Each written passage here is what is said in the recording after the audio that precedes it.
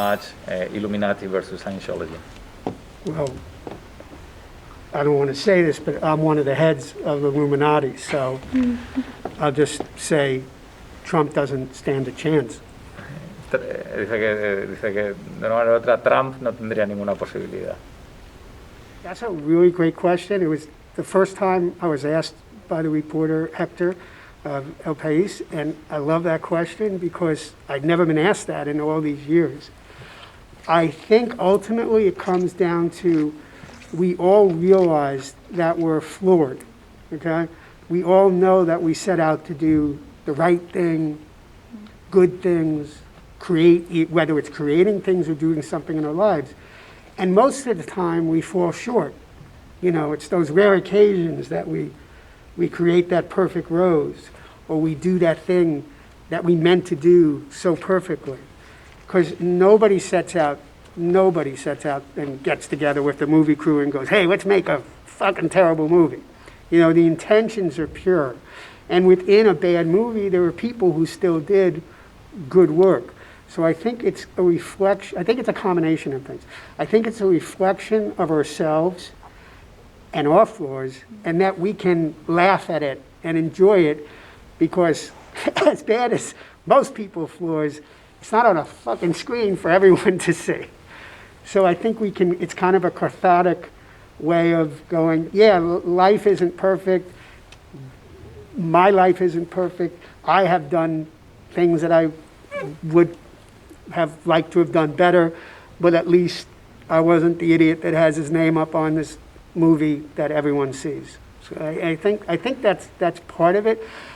Another part is, I think over time we like to root for the underdog, and we like to chop down the person at the top of the mountain.